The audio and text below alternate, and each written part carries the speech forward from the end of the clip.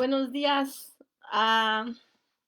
Disculpen que no les avisé, pero voy a hacer un cuento hoy domingo 14.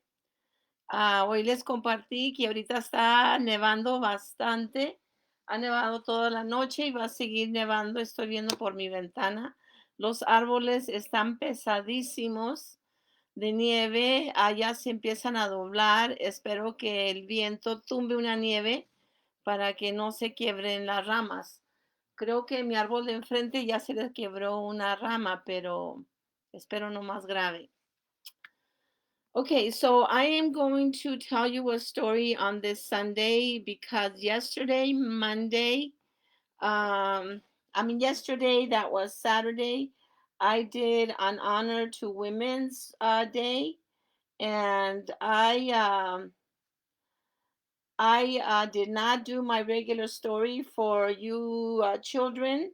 So I'm going to make that up today so that you can have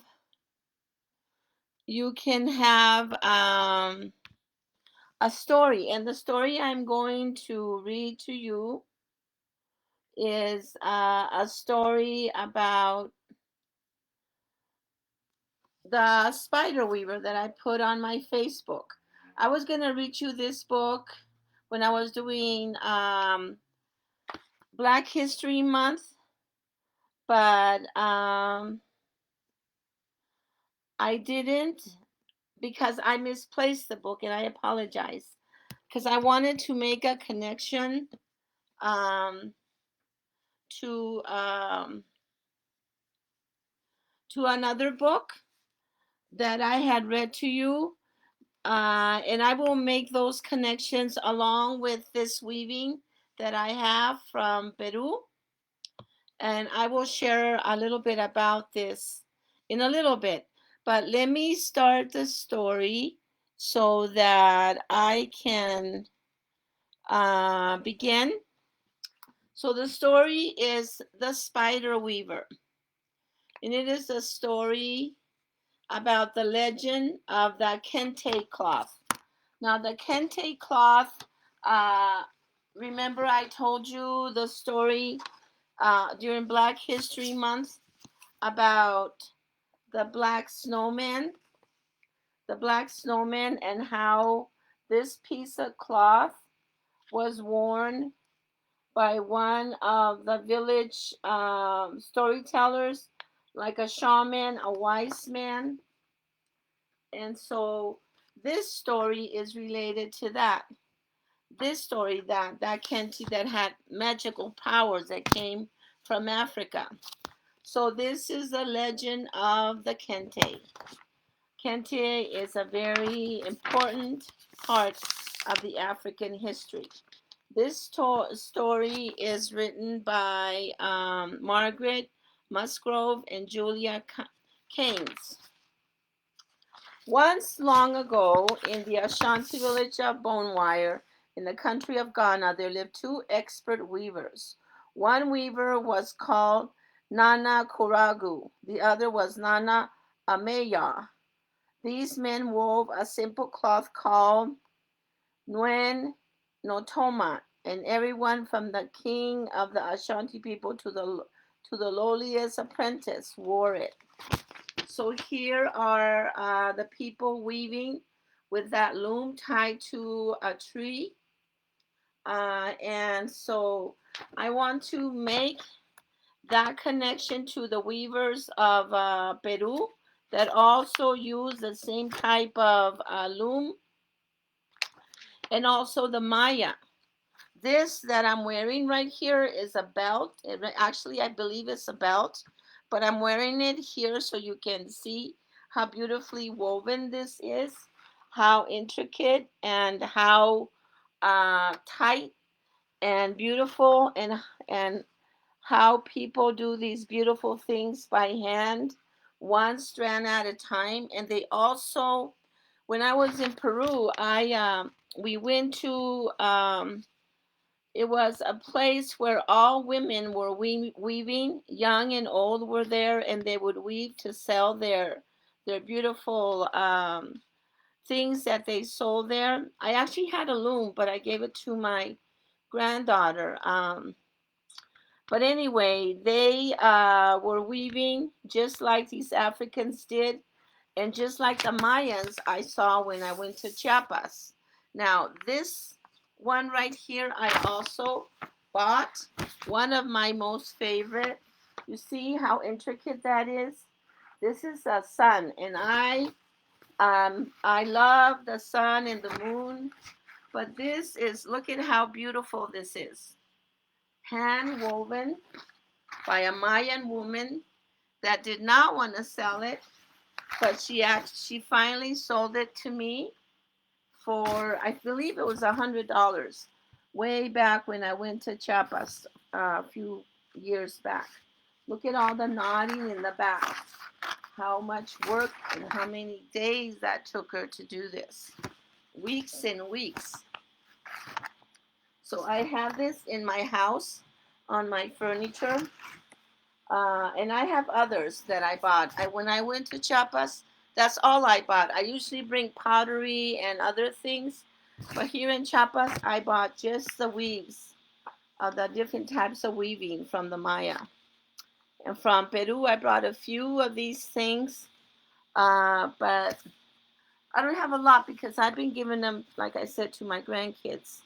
But anyway, this is the Ashanti making these weaves for everybody to wear. Okay, so let's go on.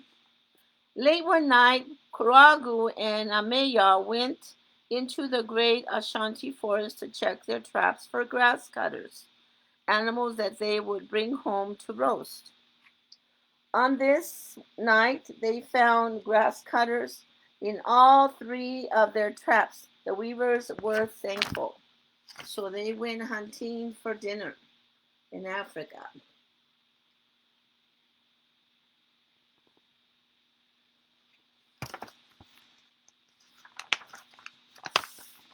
Kuragu and Ameya were returning home when Ameya stopped suddenly. The light of his lantern had fallen on an amazing sight, glowing like moonbeams against the midnight sky. Come look, my friend, Ameya whispered to Kuragu. I see a small miracle. So they are amazed at what they are seeing. Can you see what they're looking at? It's a spider web.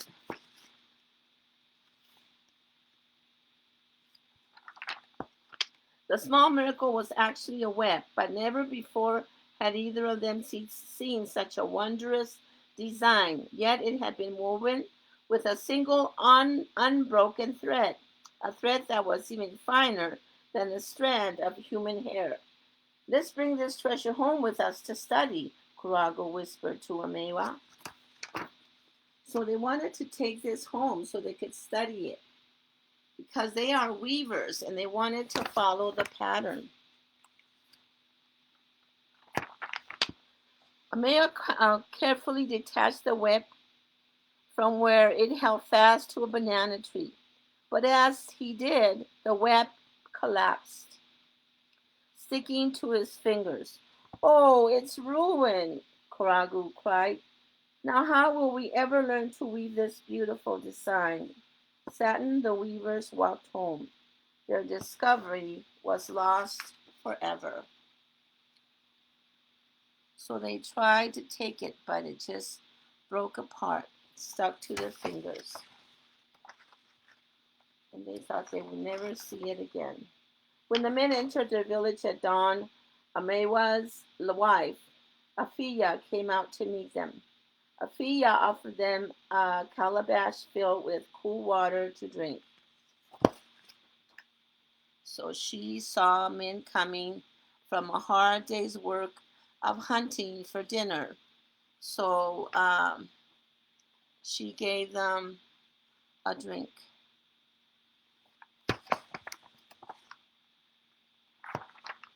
Neither man spoke as he ate, and for this reason, Afiya could sense that something was wrong. Please tell me what troubles you, she said. It is a beautiful web, her husband answered sadly. When we tried to bring it home from the forest to study, it crumbled in my hands and was ruined. Do you think you can find another one like it? Afia asked quietly. Kuragu was doubtful. This web was very different, very special, and no creature ever spins the same web twice. Perhaps what happened was a blessing, Afia suggested gently. But you cannot find the same web again. Perhaps you can find the same weaver. Afia sounds like a very wise woman giving them good advice on how they can solve their problem. So maybe whoever wove that beautiful web could weave it again. And that is what Kuragu and Amewa went, set out to do. Early the next morning, they eagerly made their way through the bush, past the tall silk cottons and papaya trees. They found the banana tree where they had first seen the extraordinary web. So here they're walking through their African jungle, looking for that same spot as they cross all of these beautiful plants, papaya trees, banana trees, and as they see, there are monkeys on the trees and elephants roaming the land. Beautiful sight. Africa is one of my places I hope to visit, God willing. Sure enough, in front of them were the beginnings of a new masterpiece. In no time, a slender black leg emerged from the shadow and rested gently on the silk threads. Amewa and Kuragu could see the creature clearly now. The master web weaver was a lovely large yellow and black spider. Do you see it? It's right here. Here's a web, and there's a spider. And the two men are fascinated that the weaver is back, starting a new, intricate, beautiful design of a web. As soon as they saw the spider, the men felt terrible for wrecking the magnificent web the night before. Now they could see that the web was the beautiful spider's home, longing to take the web home with them. The weavers looked at each other, but neither of them wanted to destroy the spider's home a second time. They were about to leave when the spider looked directly at them and began a weaving dance. Look at that. So the spider kept weaving while the men watched.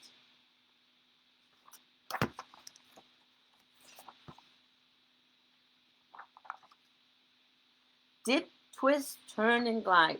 The spider made her way across and back over the web. She moved like a woman dancing, regal and very graceful. The spider wove on and on to the afternoon, and the weavers stood still in admiration as they watched her. At dusk, the tired but satisfied spider completed her creation. So the whole day she wove her web once more, and the men sat there watching a master weaver weave her home. The spider moved sideways to the edge of her web, but before disappearing into the shadows, she turned in the direction of Amwe and Kuragu. In that brief moment, the men were quite certain she smiled at them. Then, in a blink of an eye, she was gone. The beautiful spider had shown the weavers how to weave new, intricate designs. What a wonderful teacher she had been! What a wonderful gift she had given them. So the spider smiled at them like, you can go because I have taught you. Now you can weave your own. Do you think? Do you think they're going to weave their own? Well, with joy, they returned to their village. In time, the weavers redesigned their loom so they could imitate the spider's weaving dance. At first, they copied her pattern in black and white thread, but soon they dyed their threads in bright colors and developed many new patterns themselves. And they named their new cloth kente, kente new natoma, what today is commonly called kente cloth. Kente cloth. Oh, I forgot to show you this illustration where they are weaving these beautiful cloths, not just in black and white, but in beautiful colors as they dye their cloth with the berries from the trees and the bushes. Everyone in the village wanted to wear this new cloth, but at first, only the king of the Ashanti people wore it on special occasions. As time passed, others were allowed to wear the new cloth too. Soon the two weavers were very known across Ghana, and because of the spider's generous gift, they created designs and patterns that are still worn throughout the world today. So if you see some African movies, I don't know, I think in Going to America, the movie, they wore these kentes in that movie. So now everybody that wants to express the pride for their country, Africa, African Americans, here in the United States buy and wear these types of clothing to honor and remember their culture from back home. So let me read what it says in the back of the book, the afterword. The story in this book is widely known among the weavers in Ghana and dates back to the mid 17th century during the time of King Oti Akenti. Today, kente cloth is worn all over the world, but most often by heads of state in different African countries. Even now, certain patterns are reserved for the Ashanti king. Ashanti chiefs will carry extra kente when they are called together by the king. If they are wearing a pattern the king has chosen, they must immediately remove it and select another kente. In the United States of America and other countries with people of African descent, kente is often worn as a statement of pride in African culture. Students frequently wear a strip of kente on their gowns as they graduate. Some fraternities and sororities have their Greek letters and others woven into kente strips. I don't know if you've seen, but also when you see African Americans wearing their kente on their over their graduating gown. Latinos, Mexican American people also wear their Mexican scarf or sort of like kente to to show pride for their country of Mexico. So there's a lot of similarities, like I've shared in my past stories, between cultures on how they dye their threads and they paint with the berries of the bush, how they weave with the loom from the Mayan people to the Native American, now to the African American as you're learning. Machine woven kente is less expensive than the handmade cloth, but it is also less refined and the colors are less vibrant. Kente, kente is a beautiful and extremely expensive cloth. People almost never cut the strips of kente to make shirts or skirts. Instead, they wear one strip along many strips woven or sewn together, making yards of kente cloth to drape around the body. Many people's many patterns woven in kente cloth have significance. All of the traditional old patterns have meaning which for the most part are proverbs. One man cannot rule a country is one of the translations. When heads of state and other dignitaries visit Ghana, often original kente cloths are made for these visitors. In the Ashanti region of Ghana, you can still see yellow, red, blue threads laid out to dry in the sun. These are fine handmade looms and Asasi Natoma apprentice weavers who learn to gather their own dyes and process yarns for weaving kente. And like their masters and their masters before them, they are told the story of how a beautiful spider shared her weaving secrets with two resourceful expert weavers. And now she gave us a remarkable gift of kente one day long, long ago. So they credit the spider, you can see the spider right here, um, for giving him the gift of the weaving of the kente. And remember the black snowman, where they found a piece of how this piece of cloth from the storyteller, who was a wise man, kind of like a shaman. Um, they were taking prisoners when the Africans were taken from their country, um, and brought as slaves on a ship, and how that kente traveled and landed in with two kids from the ghettos in modern America, Pee Wee and his brother Jacob. Remember, I told you that story on how they built the black snowman? And Jacob was very mad and very sad about his culture and being black because he thought everything was black until his brother Pee Wee found the kente in the trash. And even though Jacob opposed, they put it on the snowman, and the snowman came alive.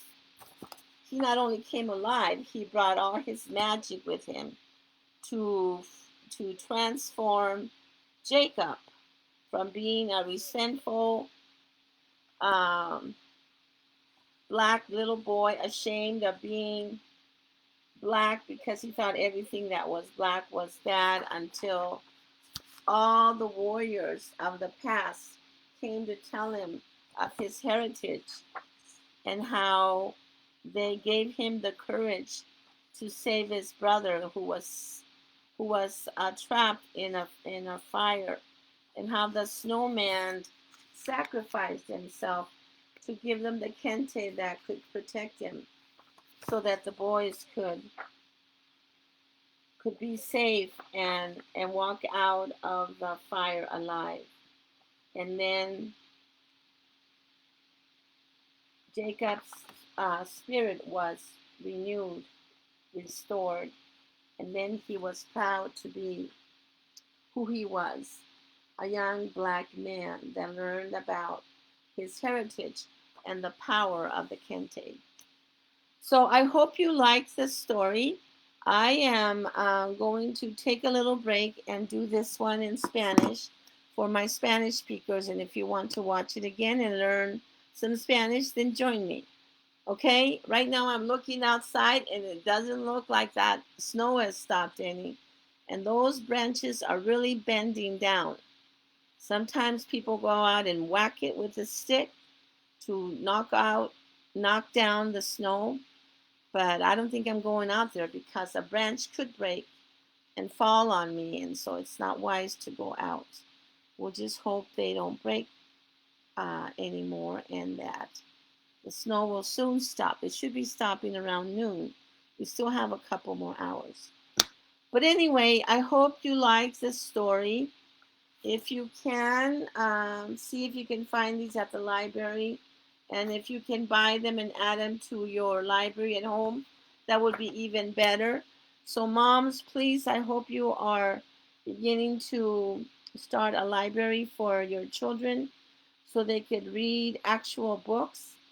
I have been sending my books to my grandkids and they are loving them. So now that I'm not teaching, I've given as many as I can away, and I'm sending some to my grandchildren so they can start their library of the books I used to read to their moms, and now they will read the books that their moms read with me.